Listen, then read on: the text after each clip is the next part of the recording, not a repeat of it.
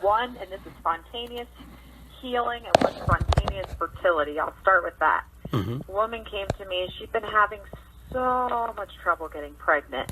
You know, the doctor's like, we don't understand, you're fertile, you're young, what's going on? So, like Heidi said, I was the last person, you know, I'm actually doing her hair. She's like, well, what do you got, some magic juju we can try? I said, hey, let's try it. Let's ask your body why it isn't pregnant. So, by opening up the space-time frequency, you know, dimensional field, what's that? I don't know if I just heard a spirit or if someone just talking. Yeah, that was something that came through. I heard it too. What was that? Creepy. This woman, powers that be don't want it to come out. I'm like, fuck you. People can take on their own health. I'm going to speak to it. I ain't scared no more. So she lays on the table, and it's a very simple process of just like trusting the first thing you hear. And that's how I use my healing every day, as I listen to the first thing I need. So she went into her womb space, and I don't remember if it was rabbit medicine or what. She envisioned it in there. 4 weeks later, you know, next time. I mean, this whole thing happened of unfolding, connecting, colors, breathing life into the uterus, talking to it, telling it it's safe to be pregnant. And after connecting with her body, you know, she got pregnant that next cycle. And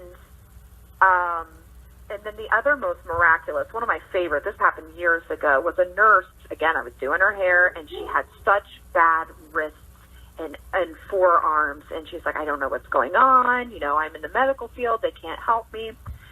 So we went in, we opened up the field to ask the arm, and it turns out she'd been sucking in, she was a healer, obviously she's a nurse, so she was taking in everyone's energy, but the body is so genius that it was stabbing it in the wrist and the elbows, so it didn't poison the rest of her body. So, like, she was drawing out other people's, you know, chemo energy and poisons, and that's the miraculous thing of the body. But it was getting stuck there, and she had horrible pain. And we said, so what do you need, Riss? What do you need to help? And it wanted a tornado. And I said, I know it's crazy, girl. Just visualize a tiny tornado in there. Well, she came back 8 weeks later, no pain ever again in that wrist. And these things require being witnessed, as Heidi said, you know, so knowing that you're not alone in your suffering. A lot of suffering just dissipates once you find out that, hey, someone fucking cares, and they're not going to empathy block you and one-up you. They really just care. Calling in and witnessing ancestors' suffering that's manifesting in your body. And I don't think that we actually heal. I mean, I don't think I actually heal others. I think that I just help guide and hold that space for them to transmute the suffering. You know, witness it, ask what it needs, bring in some elements, and it's such a freaking gift. It's a blessing to do this work. I feel really honored. And I also, last bit, I definitely agree with Heidi that only through me being through some of the tortures of hell have I cultivated these abilities. I don't think I could share it if I didn't, you know, practice it. And practice it and practice it, and have gone to some of the dark nights of the soul, and then trusted in myself as well. And like she said, never gave up. I will not give up. I am a stubborn little shit. I was like, yes, I'm never going to die. I don't care if everyone dies around me. I'll live forever. And something broke through. So. Awesome. Yeah. That's my two favorite stories that pop into my mind when you talk about spontaneous healing, for sure. You know, I find it interesting about, you know, spontaneous healing and self-healing. I mean, they kind of gonna, I don't know if they go hand in hand or not. Maybe they do, they don't. But I've seen where people who have been totally, you know, been sick, totally ill, and then all of a sudden, you say something to them or something is said to them and they just kind of like snap out of it. You know, my mom's a good example. Wow. You know, she was very sick, very ill at one point in her life, and, you know, she had cancer. And she, you was told that she didn't have long to live, and there were some circumstances that played out too in her life and things that were happening to her. And then one day, I don't know, my brothers and sisters, we all said something to her, and you know what? She just kind of snapped out of it, came out of it. And the cancer, sure, she got operated on, but her health, she just was back. She decided to live. She was ready to die. She'd given up, and she's just threw in the towel and didn't expect much more than what she already had. And she's still alive, and she's still going through some of the pains and stuff. But I remember, that was almost 20 some years ago. But when she just decided to live, she said, "I'm going to live. I don't want to die." And she's still here. That's awesome. Well, I met her mom, and I know she comes from some strong, epic women. Yeah. My grandma's still alive. She's in her 90s, late 90s. I got the pleasure of meeting her. Very cool woman. Very, very cool. Yeah. I don't think I've seen that yet, but I mean, I'm young in my medicine, I'm just 38, going to turn 39. I mean, I know I have years and years where I get to see so much cool stuff, but I haven't seen a miracle. I would love for my mom to have that, but I have seen some really powerful transmutation, like when people, it's almost like believing. I had this thought when I was meditating about the show. It's almost like it's a belief. It's like believing. Why are those people on the religious shows being touched and getting better? It's because they believe it. It's like, if I believe it can happen, it can happen. And I notice, like, when people are like, I believe I can get better, they do. I believe I can become empowered. I believe in, the power of ceremony. Boom, the ceremony works. I did a ritual to bring in $10,000 a month. It didn't work. I didn't believe it when I was doing it.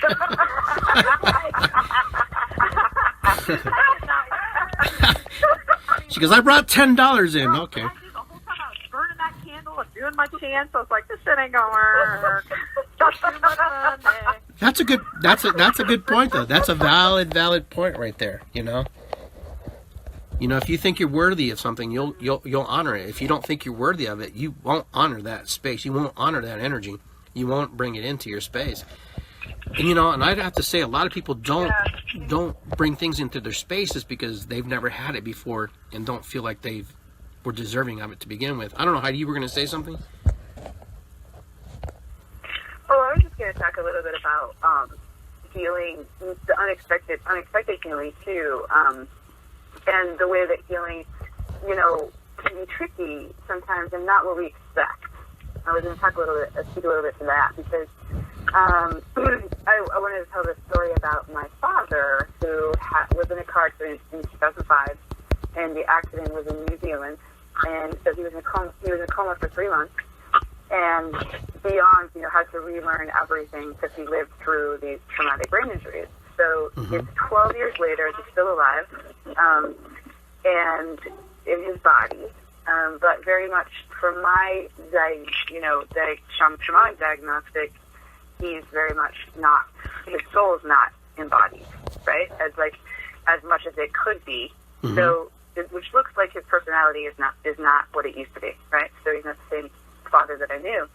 But when I started the School of the Modern Shaman in the spring, I teach soul retrieval, and I do soul retrieval frequently in my practice. And so I had asked my father if, we could do some soul retrieval with him, and he straight up said no. He was like, nope, don't want it, don't want the healing, and I was like, okay, all right. And also, I don't know if you guys experience this, but it is more difficult for me to work with family, even though, at least at this point, like Don said, I feel like I'm pretty young in my medicine too,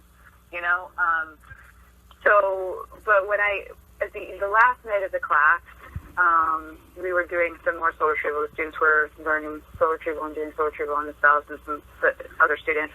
And I was in my trance, and I got the message, like, now's the time to do a soul retrieval for your dad.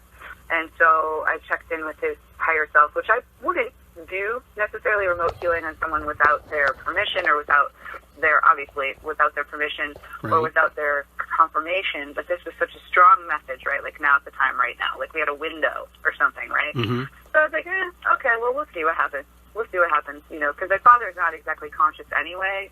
You know, he's not in his full consciousness as it is. Mm-hmm. So, his wife, I had asked her, she's his caregiver, so she was just a yes. Okay, so went through the ceremony, did it, and kind of thought nothing of it. I was like, well, we'll see what happens, you know. And 6 weeks later, and I think, Dawn, you might know this story, but 6 weeks later, my father stole the car keys and drove for 3 hours, and he hasn't driven since the accident at all. Mm-hmm. So, it took some time in like 3D time for that to kind of catch up, but some of that vital essence came back to his body, you know, and enabled him to have the consciousness to get up, get the keys, drive the car for 3 hours. He thought he was going somewhere completely different than he ended up, and thank goodness he was okay. Yeah. You know, and his wife, you know, a couple of days later, after everything had settled down, the cops had to find him and everything. And a couple of days later, I called his wife and I said, just wanted to let you know, I think maybe the soul retrieval that we did had something to do with that. And she was like, you know, you could have told me. I was like, I didn't know that it was going to cause. I didn't know that he was going to go drive 3 hours, you know. And see, everything is fine. But also, you know, the last time that I spoke to my father, which was a couple weeks ago on the phone, he usually, first of all, he doesn't really usually remember who I am. He usually thinks I'm his sister. But he also, when I always tell him, I love you, Dad. And the last time I was on the phone with him, he said, I love you too. For the first time. I don't even remember how long. So, you know, I think sometimes, well, at least with the work that I do, it doesn't necessarily occur to me as spontaneous. Mm-hmm. But it's very powerful, you know. And I think healing shows up in different ways. Like, so the other most recent soul retrieval that I worked with that was really impactful for me and was a teaching for me was a woman a grandmother of a friend of mine who was actually dying, but I didn't know that coming into it, that she was dying.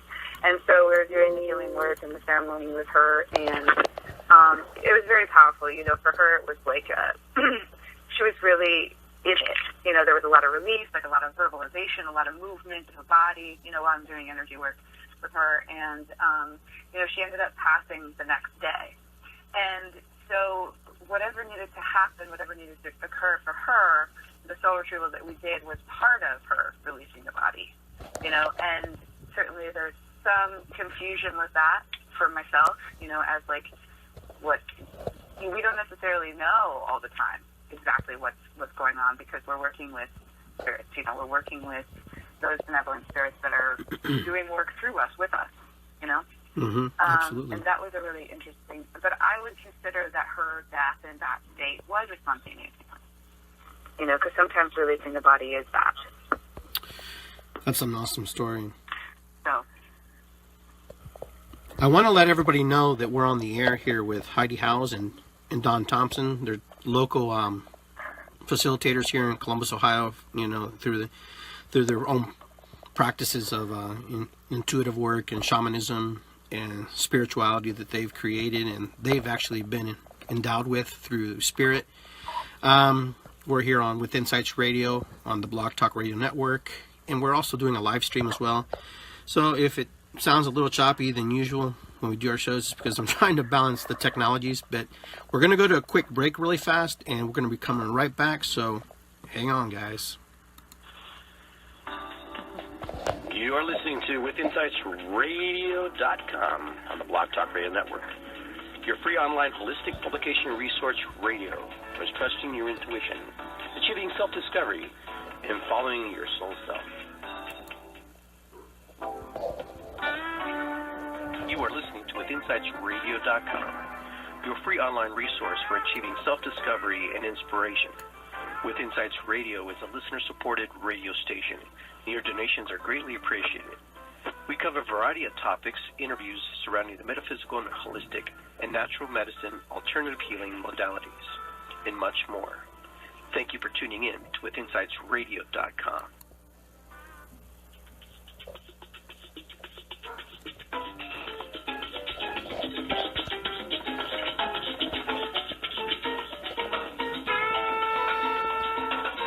All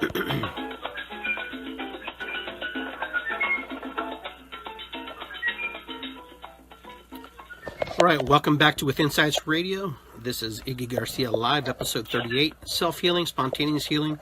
My special guests tonight are Don Thompson and Heidi House. We're actually just have a little forum here. We're talking a little bit about the healing process. You know, what causes somebody to heal? Why do some people heal? And why do others don't? You know, there's also a topic about, Western medicine, which I like to talk about also because, the white coat medicine is as important, as the spiritual medicine that we also work with. I do find that there are people who truly believe in their white coat medicine and their doctors. I know people who have had cancer, who have gone the gamut of chemotherapy and done fantastic and they've healed. But I also have friends who didn't, who it just didn't work and it didn't play out. So, those things are kind of interesting to me because they also, they would probably have some variable that says, well, maybe it started too late, or maybe it just doesn't do that cancer.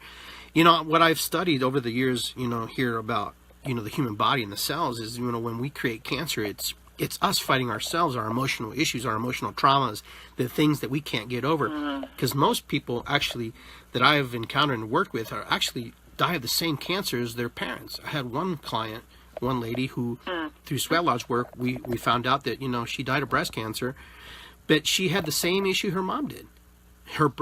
She had a certain type of cancer where her breast got so rock hard and where she just held that anger in there. She was so angry at her mom about stuff. But her mom also was the same way. And her mom was so angry about her mom. So there's this, lineage of energy that's just being passed down over and over. And I find, Yes. But you get what I'm saying, though, right? We believe things.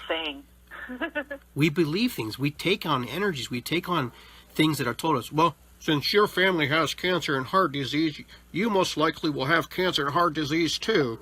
Bullshit, man. I don't buy into that. I truly, personally don't buy into that philosophy because you know what? That's programming. To me. Now, I don't know how you guys feel about it, but I know that... I see... Go ahead. Absolutely. Don't curse me with that. That's a curse. Yeah. It is a curse. I think of both. I've got both.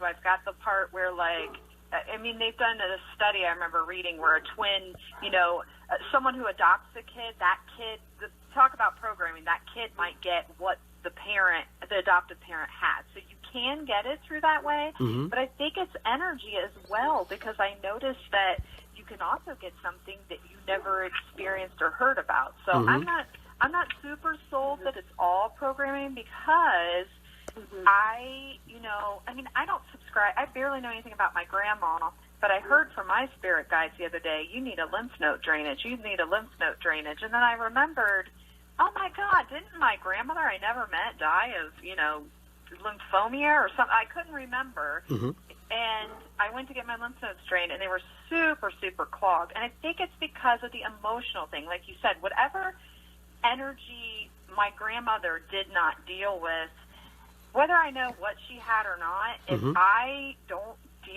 learned from my parents how to deal with this stuff. So if I didn't learn how to deal with anger, if I didn't know how to learn with fear, if my grandmother processed fear through her lymph nodes instead of her muscles, regardless, if I'm doing that, there's a chance. Now, here's where the spontaneous and the self-healing comes in, is that I can listen. I can listen to my body, and I can feel it so deeply that I go, ooh, there's something weird going on in my lymph nodes, man. I'm going to go check it out. So, and then I had a client once who's going blind, and she's like, oh, my sisters are going blind. What's going on? I went to Hawaii.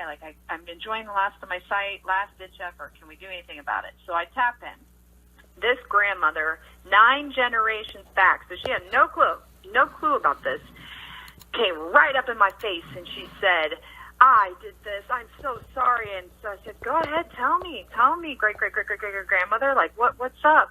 And she said, Well, I saw something so horrific that I never wanted anyone in my family line to have to witness that again. You know, I don't know. She didn't show me if it was rape, murder, what, but it was so bad that she goes, the people I love should never have to see this.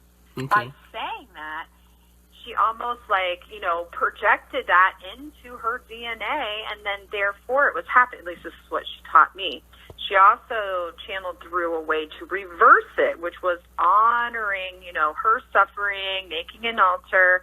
And so, I mean, I'm still learning about this stuff, so I don't know. I could be wrong. It could be if you say it, then you get it, and you've been cursed through the voice. Yet I tend to lean more towards there's something much more complex happening here with us getting what our parents got. I refused to my mother that my colon has anything to do with her family's colon cancer. Finally went to go get a colonoscopy. I had 2 cancerous cells. So if she did that, I'm pissed. But it's in there, man. It's in there. It's like, it lies in when my grandmother died, I saw a big ball of something go over my mother's head and enter my body. I saw it. And I was like, what was that? So basically, what it sounds like. Stuff, man. So basically, it sounds like what you're saying is we're one big, huge memory stick, like your computer memory. I'm wondering. Yeah, I'm wondering. I mean, like, I don't know. I think that if I was in my mom's belly, I absorbed some of that stuff. I mean, if I was created from her DNA, I got some of her DNA. Doesn't mean I have to. I think you can rewire the programming to some degree, especially for the next generation. But I don't know if you can totally like escape your DNA wiring. I don't know. Maybe. I don't know. What do you think, Heidi?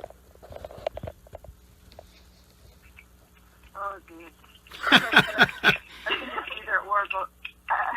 I think it's both ands and either or.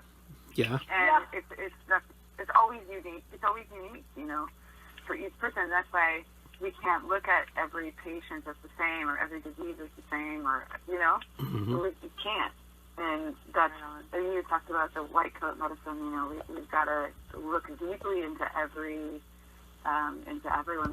every single person's energy field, you know, and that's what we do. And I think, like what John was saying earlier, like sometimes just being a witness and holding space for a person like they've never experienced before is the healing. You know, it's because, you know, ultimately, and with how I try to approach every session and my relationships when I'm at my best, of course, because with family and with, you know, people who are close and intimate with us, it's you know, we get to show up and be vulnerable with them, and it's not always easy, right? But I think for me, like whenever I sit with a client or with students or whatever, I just always try to tap into that universal love, you know, that unconditional love, which is the healing mechanism, ultimately, you know? And so when we can come from that and be in that, I feel like that alone creates so much healing, you know? Just the listening and just the showing up and being and holding space for a person to be in the place wherever they are, not try to fix it necessarily, but try to look deeply into like where is this blockage or where is this cloud, you know? Right. Yeah, it's love it, love people through it. Yeah, I agree with you. There is a part that, you know, that we do inherit. We do inherit some like code and some kind of message that is brought through us. That's why we look like some of the people who are, you know, in our past, some of our ancestors. Why we take on some features. That's why you look exactly like your mom. Just kidding. And my mom with a beard. Hey, Mom. But you know, there is parts. But but you know, in my belief system, though, even though that's carried through, I think we have a way to move that energy, and move that out of our space if we don't want to truly have that in there. You know, knocking on wood, I've been pretty fortunate, you know, to be as healthy as I have been. Actually, as I'm older, I feel healthier than I was when I was younger. When I was younger, I had more problems, you know, so-called problems about my body, and I beat up my body royally. I mean, I had to have surgery. I had this intestinal thing, and then this hernia, and I had all this stuff. But I've been fortunate as I've gotten older that I'm able to change my thoughts a little bit, and the choices that I make are a little more different. And I can refine a little bit. I still got a lot of work to do, but I remember, being a younger man, the things that worried me and the things that caused to do to my body, what it made it do. And I find it now that as I'm aware with those new memories and that new knowledge, that I'm able to change things slightly and a little bit to work out to my benefit, versus taking on that energy that it's not really mine. It's somebody else's story, but it's been passed on to me, so I can actually help heal that story wasn't able to be healed back then. And that's what the sevenfold generational work that I do is about, healing those past traumas of our ancestors, because our ancestors didn't have good teachers, possibly. And when you think of it, the three of us have stepped into a special calling, that maybe somebody in our lineage down the road way back did it, or maybe we're the first. We don't know. But regardless, we have an opportunity, and we've been learning and teaching and still learning and still be teaching how to heal those pieces and parts of ourselves. By healing the pieces and parts of ourselves, we'll heal the people who have already transcended into the next existence. I believe that. That's my belief. Yes. Yeah. I do too. I also think there might be something to, what we kind of charted to experience before we got here. So if someone, and I just get this inkling from doing, years of readings. It's like that whole, this is like 5,000 other shows you could do on free will versus destiny, but which is kind of mirroring what we're talking about. But how much control do we have? And for me, in my own healing process, I don't know, something's ringing out about what Heidi said about the letting go. I can control, I can listen when, my body says, you can't really actually feel your lymph nodes. I actually just heard that from my higher self. You need those drained. Because if I wouldn't have, eventually I would have gotten cancer. That's the place, you got to clear that out. I listen, and that's what I want to help teach people, is how to listen to their own, not depend on, I love that, the white coats. Check it out. They've been some of my worst suffering, and they've saved my life, they did the birth process with me. I wish I wouldn't have went there. Birthing wasn't a medical procedure that I needed to experience.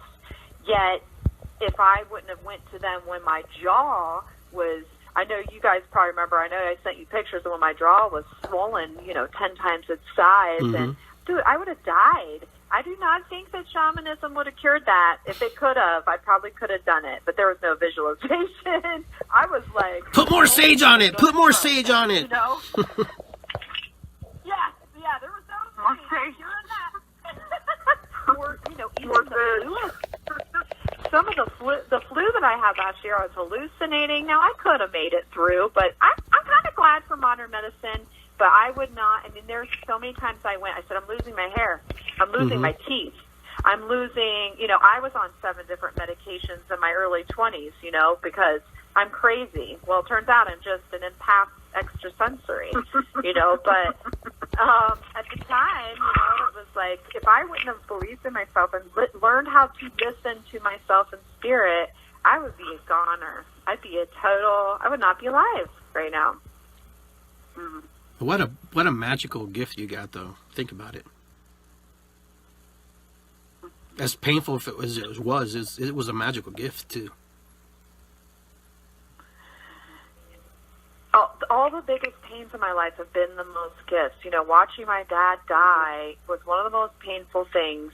Him screaming in terror as he's suffocating on lung fluid, okay? And so grief, lungs. He just could not stop smoking, even after he knew that he had emphysema and COPD. Mm-hmm. And watching him yell, I wanted to go out to eat more. Oh, what if Jesus doesn't take me? I should have spent more time. In sheer terror. This big manly man who I used to curl up in his arms, screaming in terror, was worse. I've not watched a horror movie since 24 years old seeing that. I never will, because that was the ultimate horror. And he gave me the biggest gift of life, because I will be scared to death and do something anyways, because I do not want to be on my deathbed afraid shitless of living, that or sad that I didn't live. Mm-hmm. And so, I mean, I guess that doesn't really go with spontaneous healing, but what it does go with is like, yes, I agree. Suffering brings gifts. It does. It does not feel that way at the time. At the time, I'm like, seriously, more suffering? What did I chart? Ugh. Mm-hmm. Mm-hmm. Yeah, I think that there would be more spontaneous healing and more self-healing if people, and there will be when, as is happening, when all the different kinds of medicine come together. We're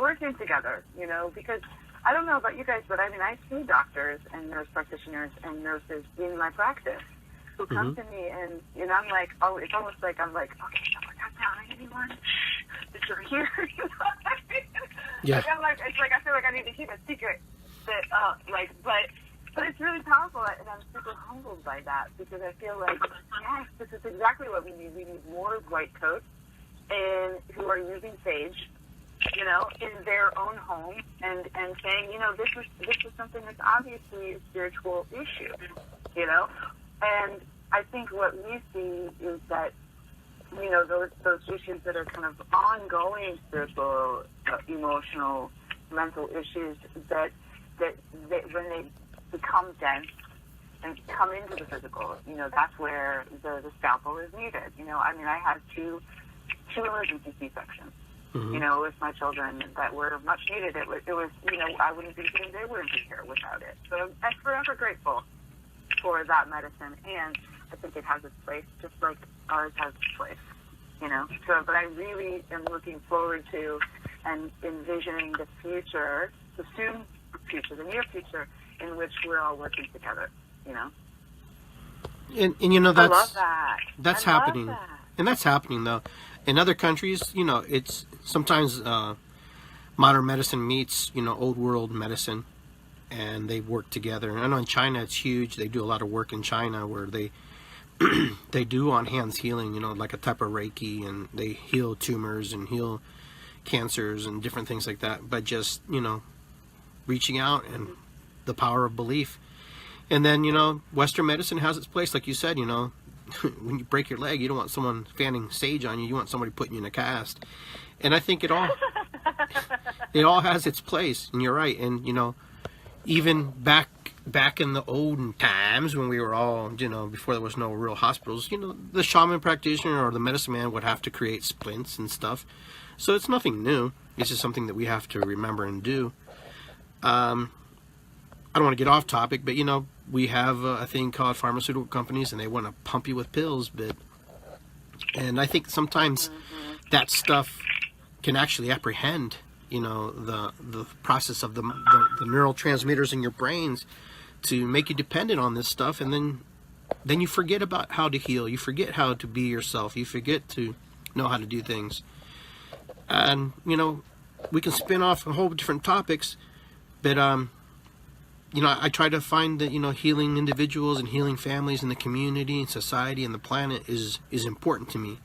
And that's why this documentary that I'm creating is to, bring awareness and just kind of see it. But I want to see it from all angles, not just the holistic and metaphysical angle. I want to see it from the white coat angle. If I fortunate enough to get an interview with a doctor or a nurse practitioner or somebody about it, because it's all encompassing. We're going to need it, all of it. We're going to need all of it in order to survive and move forward into the world we live in. What a great work. What a great piece of art. I am so excited about your documentary. You let me know how I can support you. Mm-hmm. Well, you're already supporting. Both of you are already supporting. This will be on our on the video pieces and parts of this when it starts.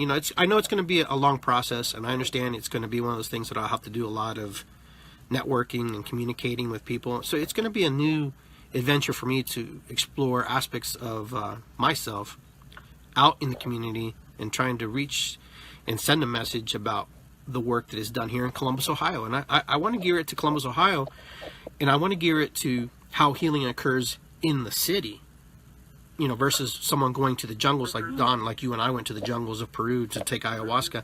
I want to see how we can heal in the urban setting, in the suburban setting, in the urban settings. Right. Yeah. How what's going on Right. behind closed doors? What's going on? What's happening? Yeah. There's a whole huge movement of people who are doing this work. Heidi, you're one. Don, you're one of them. We're three of many.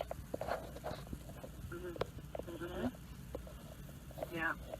Yeah, and I think especially in Columbus, I mean, I feel like, you know, I was guided to come to the city. I was living in the woods for the majority of my adult life. And, you know, when I came to the city 7 years ago, it was like, I mean, that's when my path in healing really started happening, because I'm clear that this is where I'm supposed to be. You know, even though I would personally probably really like to be off in the woods again, you know, or on the beach. But, you know, I think also we're seeing, you know, shamanic healing is definitely finally coming forward in our city, you know, at least in the Midwest, which is new, you know, because you can go to the coast and people will know, like, oh yeah, my shaman this or my shaman that, right? but I mean, in Columbus, you know, it's just starting to kind of, I don't know about you guys, but I'm starting to see more people accepting it, seeing it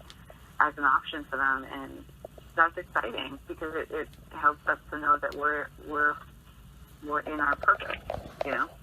Absolutely. Definitely seen that collective awakening too. It's really neat to not only watch it here, but yeah, through online, like see how many people are remembering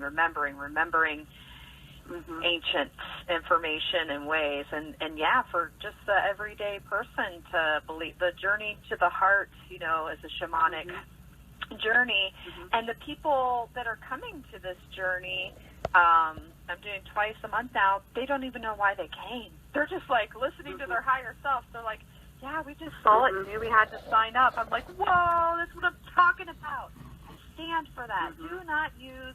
One of my favorite things I saw recently was, you know, that facts replaced knowledge, and then, you know, knowledge replaced wisdom. And that wisdom is just listening. And that's all. It's like a listening, because there is no, like, it's always this or that. It's always, you know, family hereditary. It's always because, you know, because I smoked, I have cancer. Like, it's so much more complex that the facts aren't going to be as helpful if no one's listening to their own personal thing. But, oh my gosh, I get off on a tangent on that, and I can't even explain it. Like, I'm trying to explain this, but... But I know both of you have probably run into people who just seem to be able to move themselves out of that energy that makes them ill and sick or whatever, or not get sick at all. And then you have other groups that just totally are constantly just in the quagmire of despair and just can't seem to move out of that energy.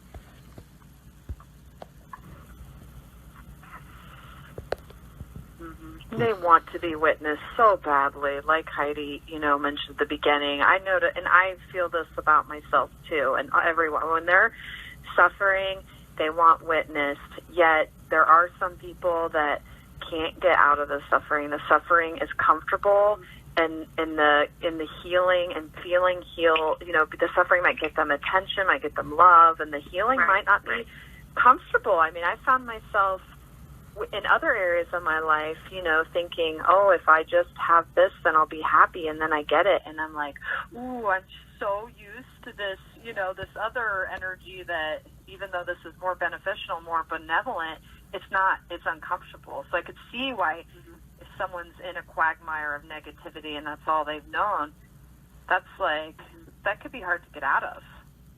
Yeah. Well, sure. It's also, I mean, I think it's also like we are in collusion with, like, our family, our ancestry, our relationships. Like, a lot of people that I see too, they're maybe their illness is a soul kind of a manipulation, some kind of they're feeding from the victimhood. I mean, I can attest to probably having been in those states myself, Also, if you are the one who's sick in your family, and you've always been the sick one in your family, and that's your place in your family or whatever, then everybody's invested in that. Everyone's invested in that. So you changing that could mean, oh, what's going to happen to me next? Who am I going to be now if I'm not the sick one? Or, people just stay in those mindsets, for certain reasons. It's not always, I think you have to truly, truly want to be free. Now, I know you talked about earlier that people sometimes just heal and they just don't know how it just happens. I want to talk a little bit about the mind, how the mind plays into healing, how the mind, if it is a mental thing or not a mental thing. There's a lot of people who talk about placebo effects where, they have controlled, groups where one group gets a sugar pill and the other group actually gets the medicine, and there's another group that gets nothing. But yet, the group that sometimes gets nothing actually does better than the groups that got the placebo pill or the regular pill. And I find that kind of interesting. So hold that thought real quick. We'll come back to that. We're going to talk about that, and we're going to take a quick break and let that roll around a little bit. You are listening to WithinsightsRadio.com on the Blog Talk Radio Network. Your free online holistic publication resource radio for trusting your intuition, achieving self-discovery, and following your soul self.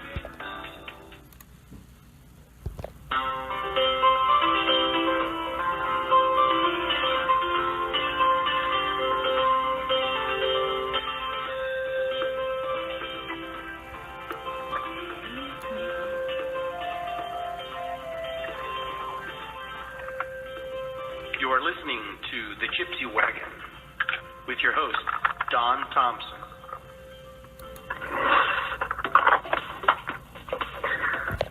Thought I'd give Dawn a little plug there since she's on our network and she does a show here once a month. That's coming up next week. She'll be on next week, next Wednesday at noon. So for those of you who want a little more insight about Dawn. And before we go on to the next topic that I'm talking about, Heidi, why don't you start and give us a little bit of information where people can find you, a website, where you work from, something that people can grab onto there. Sure. Yeah, so my website is HeidiHouse.com, and I also work out of the Reiki Center in Grandview, thereikicenter.net. So that's where you can find me. I'm also on Instagram at Heidi House and Facebook, Heidi House, HeidiHows. And that's where you can find me. Awesome. All right, Dawn, you're up. Where can we find you? You can find me in your dreams, where I'll do the medicine work in your dreams. No, let's see. You can find me dancing in in your backyard. No, I'm trying to be serious. It's full moon, right? Thompson.com. And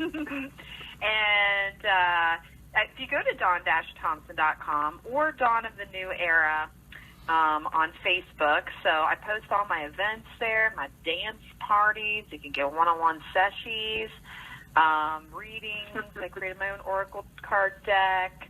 And I also want to plug real quick that if you're in the area, I'm doing a whole weekend of workshops on the 9th in Yellow Springs, Dayton. So you'll find me there doing what I've been waiting a long time to do, which is a series. It's a retreat in the coolest town ever. So dawn-thompson.com Awesome. For more details. Awesome. All right. Did that sound like a commercial? Sometimes I feel like when we plug ourselves, it sounds like a commercial. Like, go to dawn-thompson.com and press on events. And I'm like, no, there's got to be a different way to say this. Go to IggyGarcia.com. And you can find me on IggyGarcia.com or withinsightsradio.com. Yeah, you're good at it. You're so good. You And sound like an amazing smooth jazz operator. all my calendar is full. You're listening to Iggy Garcia Live, and my guests are Don Thompson and Heidi Howells. And now we're kind of talking about healing, but I want to talk about the mind, how the mind works in healing. And if you find that there's a big part of your mind that creates that healing. So who would like to go first? Me. Okay, I have my hand up. Like, who's that? Oh my gosh. So, I found out that what we're talking with right now, right, is like, maybe 8 to 10% of our alert conscious self, but we have this whole other 90% subconscious. And when I found that out, it made so much sense, because I'm a medium. I've just been doing what, Mary Magdalene and all these guides have been guiding me to do that feels right. But when I found that out, I understood the scientific reason why, healings were occurring. It's because people are getting out of their logical mind and going into that subconscious void, that part when they're in a deep state, when the nervous system is settled and they're able to get out of their mind, get into their body, get into the subconscious. And I truly believe that is where healing resides. So, both the journey into the heart and my Eve and Lilith journey are about getting people out of their thinking mind into this vortex of the mysterious subconscious, utilizing visualization and relaxation. And it's so freaking profound. I wish that people could I wish they do studies and put electrodes on people when they're doing this work and see what parts of the brain are being activated. I'm so curious about that. Cool. That's it. Yeah, I definitely concur about the power of the subconscious mind, and it takes consistent effort. I think it takes consistent effort on our part to continually go to the higher mind, the subconscious mind, and really reprogram. And it's not just about, think positive. It's not that, because I feel like it's always holding the duality of like, you've got to really rise above the quote unquote good and the bad, like feeling all of it, but also recognizing that there's more. And, that's a constant practice. It's a daily, hourly practice of, really like rising into the truth, Definitely. So I think it's a huge part of healing. It's a huge part of healing. And a huge part of, and the placebo test, all the research on placebos and things like that, and mind over matter. We know these things are real. We know that that it can make the difference, and sometimes it doesn't. And there's something else called divine timing, which guess what? We don't get to look at our watch for that. Mm-hmm. You know what I mean? Right. So Yep. Divine timing. That's. I like when you said that. That's important. That's very powerful. But I do find that the mind plays a lot in a lot of things, not just in the healing factor. I coach sports, in soccer, and I always tell my kids, the game starts in your head. It starts in your head. You actually, everything that you can visualize begins there. So when you create that visual in your mind, it translates out into your body. It translates out into your feet, your hands, and the belief system. It translates into your beliefs too. Because if you don't believe that you're a good player, and you don't believe that you can dribble or juggle or whatever, then most likely your body's going to do exactly what you told it not to do. But if you at least have an inkling of, belief that you can and you will and it's possible, then you start to train the muscles, you start to train the cells, you start to train your subconscious mind and your super subconscious mind, the one that, makes all the body work without you even have to think about it.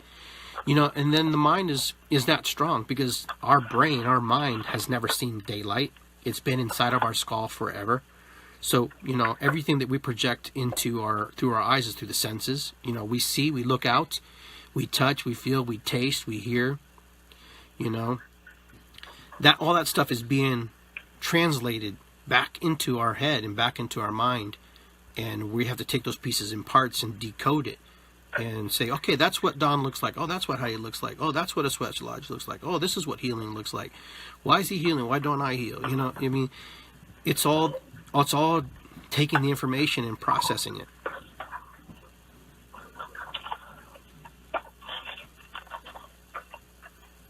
It's freaking complex. That is really complex. I mean, there's been studies where it says, you know, we live in a virtual world almost, and our mind is actually bouncing off signals to things that are in front of us.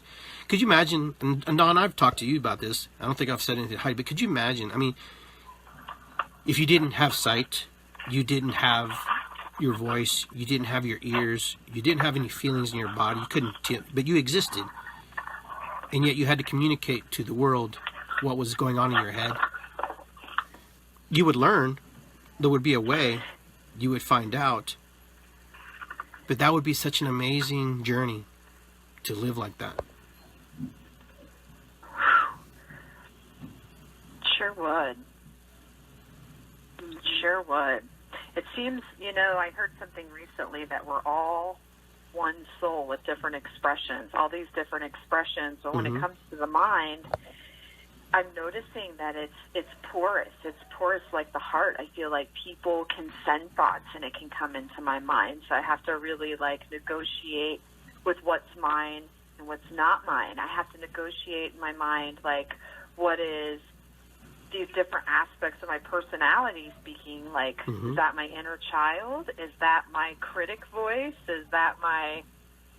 It's my mind's kind of a scary place. I actually don't want to go there. I try to stick to the body because my mind, like every time they give me acupuncture, I went to see, you know, I've been to all different types of healers. I go to this, you know, this Ayurvedic medicine man, and he's like, take these herbs, and then your mind will slow down. And I took the herbs, and then he, you know, he checked me out 6 weeks later, and his eyes got real big, and he was just, I mean, he was apologetic. He's like, I'm sorry, that's your mind. Like, I can't help you. You might want to just take the white coat's medicine. And I was like, no, I won't do it. I was like, my mind is just, it's just intense. It's like a satellite.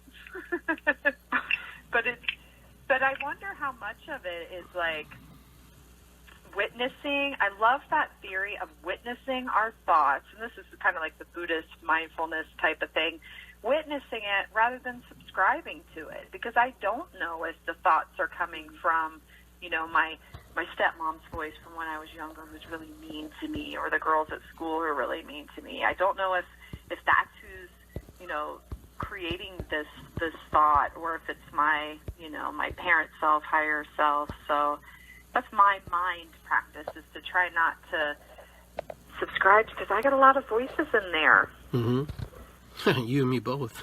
Good. I'm glad I'm not alone. It feels good. Just even talking to you two about being a medicine person, because I don't know about you guys, but I often feel that it can be a lonely path, a lonely-ish path. It can be. For sure. Exciting, fun. I wouldn't change it for anything, but definitely just, you know, connecting with you two about this project that you're doing, Iggy, is very comforting. I'm like, oh yeah, there's other people like me. There's many of us. Yeah.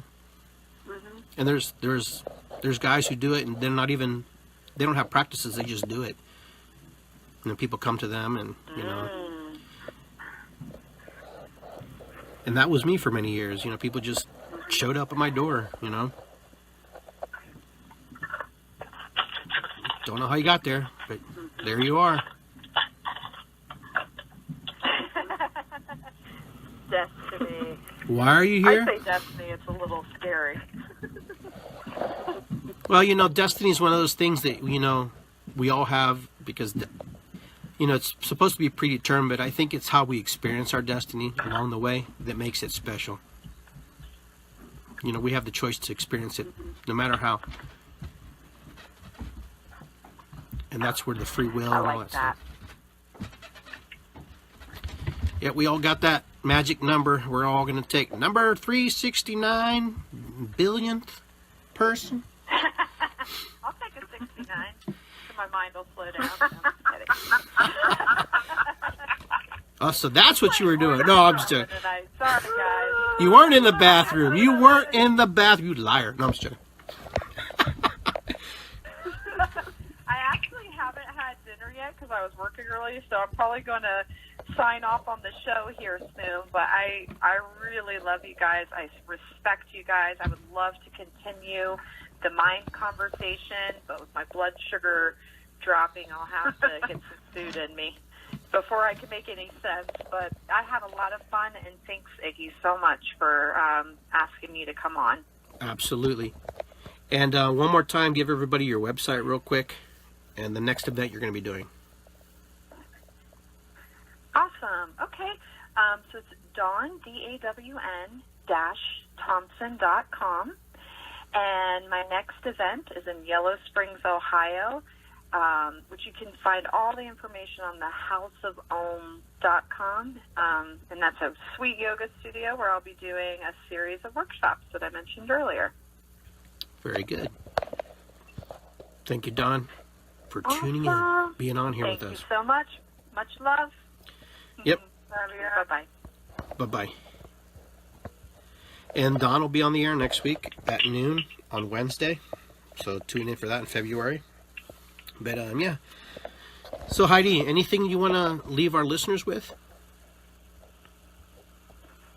I think just that, I just want to leave them with, you know, there's so much importance in creating joy. I think one of the things that was great about this call tonight is that we created so much joy in, you know, laughter and kind of came as we are.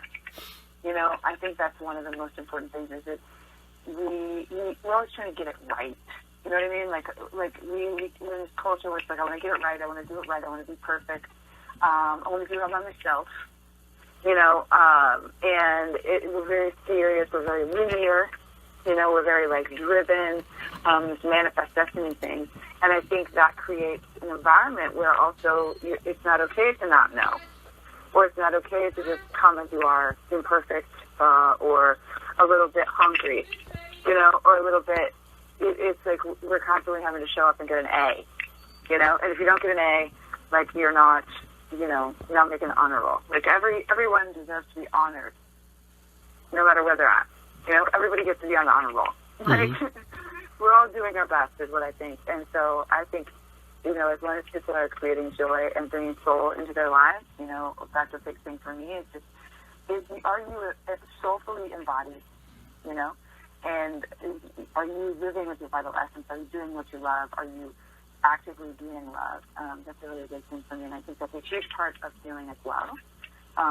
So, you know, I hope people will get off the call and go watch some funny movies or something and get a good laugh or get a dance in or maybe sing a song, sing a lullaby to your husband or your wife or, you know, just be soulful.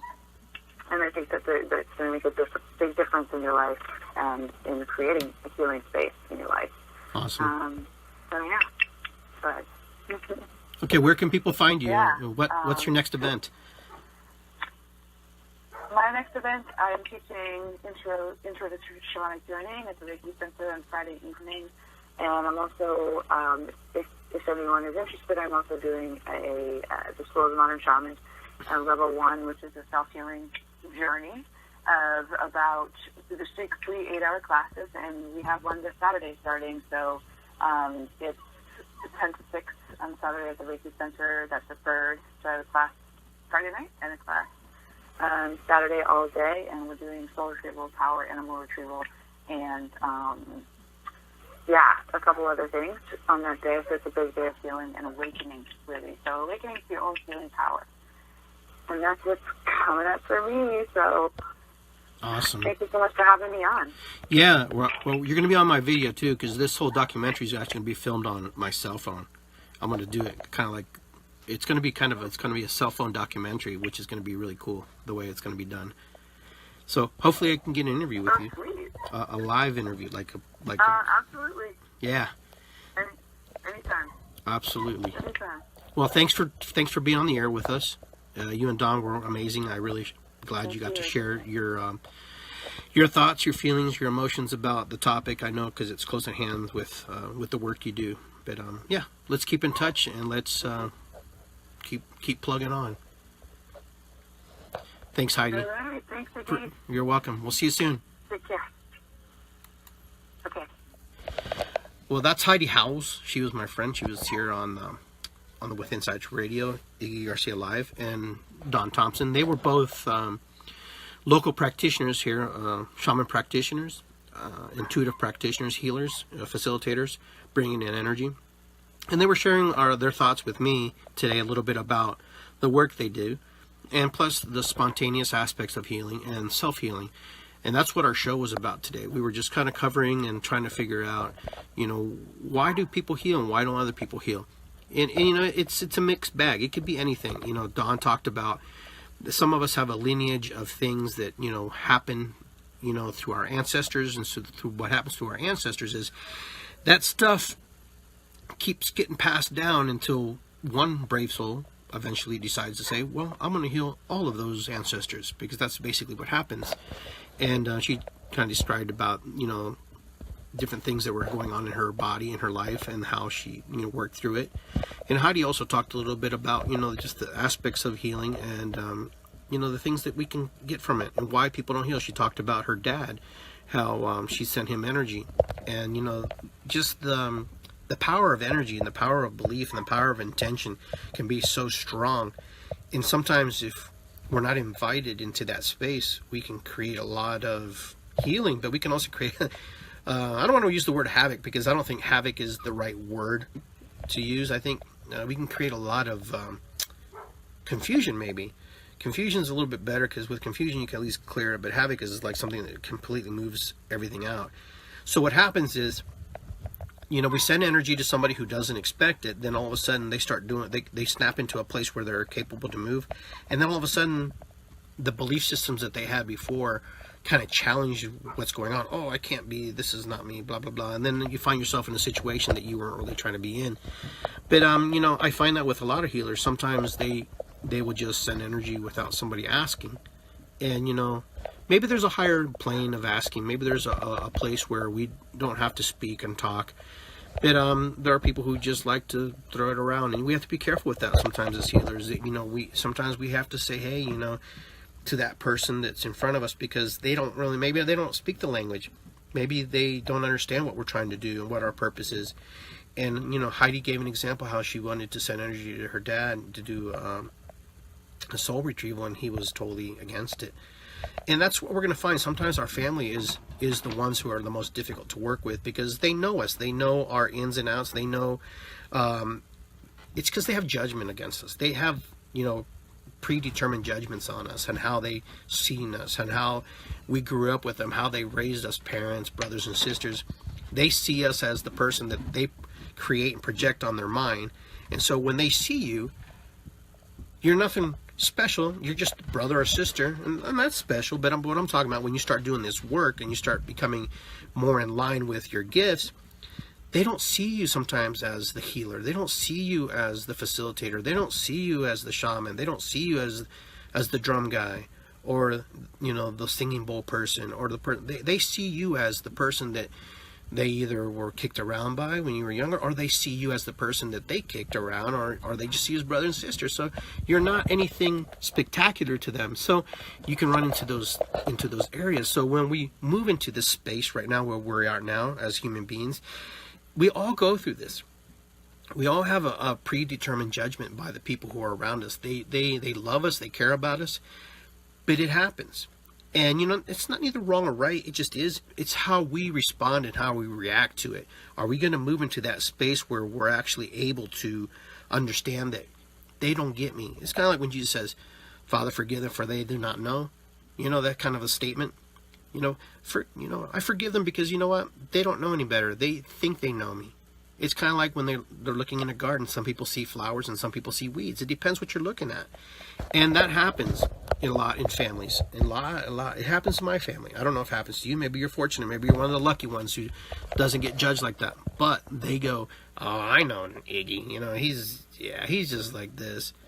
It's because we have spheres of influence upon other people, and other people have sphere of influence upon us.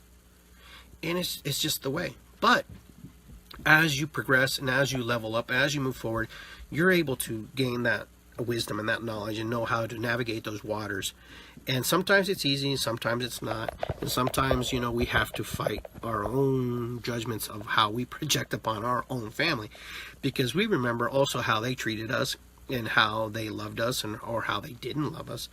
But regardless, it's neither here nor there, but it's important. So when we work on the process of self-healing, the aspects and parts of ourselves, you know, we're really delving into our mind and going, so why am I worthy of healing?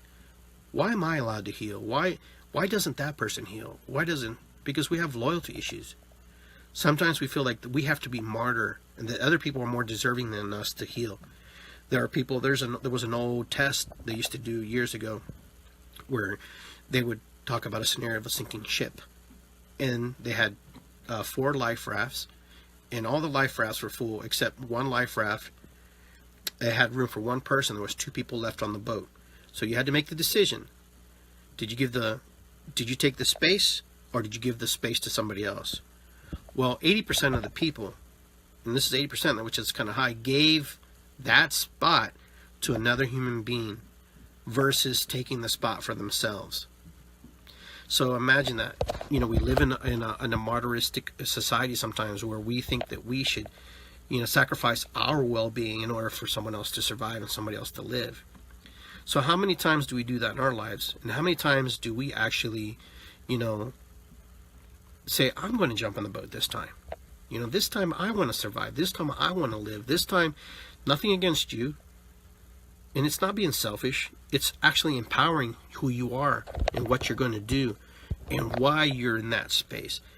You know, for many of us, we were raised that we have to volunteer, we have to help and do stuff, and there's nothing wrong with that. But when we're without and when we're lacking, sometimes we don't tell anybody. We don't share. We don't tell because it's too embarrassing. We shouldn't be this way because, you know, I've worked so hard. But it has nothing to do with hard. So ask yourself, are you a martyr? You know, are you a savior, a victim? So at what time, at what point in your life is healing important for you when you feel like you're healing? Most of us are pretty healthy. Most of us have had some kind of ailment, something that's happened to us, some type of surgery. But for a lot of us, it hasn't. So why do some people heal? Why do some people move into the space of accepting the energy, the love that we deserve, and others, they say it, but they don't receive it. And then others just don't care. And then why is it that some people who don't even care seem to heal? It's kind of interesting. And these are the topics I'm going to be covering in the documentary that I'm creating about self-healing, spontaneous healing, just healing in love in general. But, you know, it is important to know that we all will die from this timeline. We will die. We will move into the next existence. But while we're here, how can we experience it? How can we embrace it? How can we love it? How can we live a life that's, you know, fruitful for us? Well, a lot of it's, you know, starts here in our belief systems of what we think about ourselves, or if we're worthy enough. Are we worthy enough for the healing? Why should we heal when others are suffering? But sometimes we have to take our own empowerment. We have to take power into our own hands and say, well, you know what? Damn it. You know, I have the right to live too.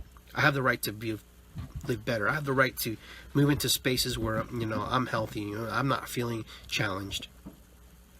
And, you know, it's not an easy topic to talk about because some of us and many of us have lost family members, loved ones. And, you know, they gave a good battle and they gave a good fight. And we see that. But in the deep crevices of our mind, there are things that creep in there and they keep us from moving forward. Unfortunately, it's not always comfortable to talk about healing. It's not always comfortable talking about spontaneous thing when other people didn't make it, when other people aren't able to. But know this, that, you know, love transcends time and space. Love is one of those things that, you know, that we can give ourselves and give others. And I think that's what's important about when we talk about the healing process, to know that we're loved in the process. And I think that's part of it too, that some people just don't have the love connection, and if they do, it's not enough.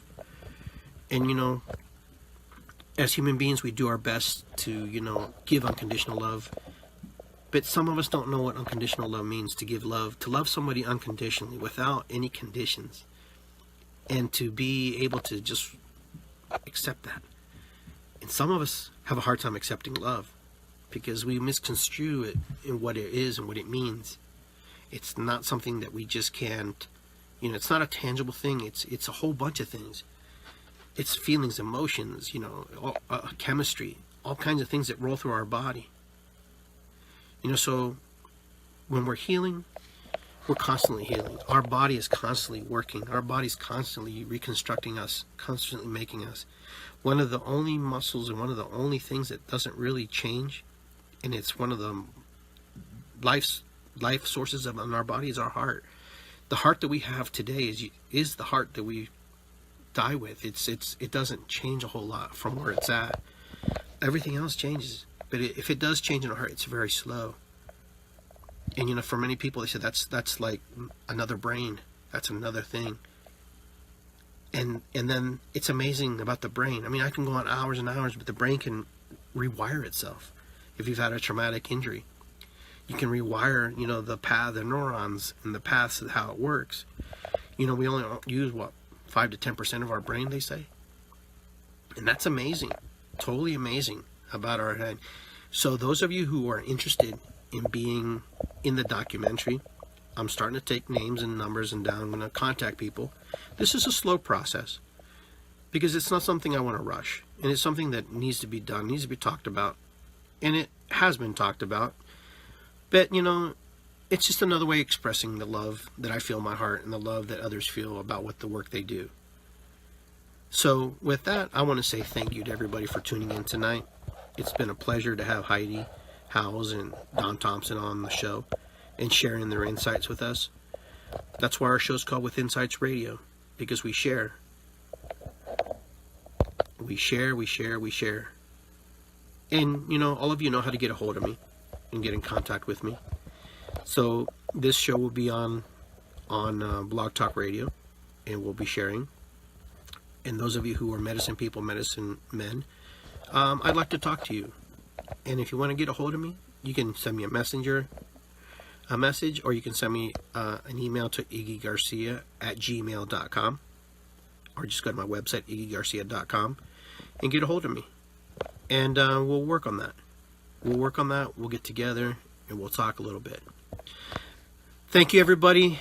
We'll see you guys probably next week with episode 39, and we'll talk a little bit more and see what's going on in our worlds, what's happening. It's always fun to be here on the live stream and on Blog Talk Radio, sharing with you guys. Peace and love. Oho, ho'oponopono, irisikwi. All love.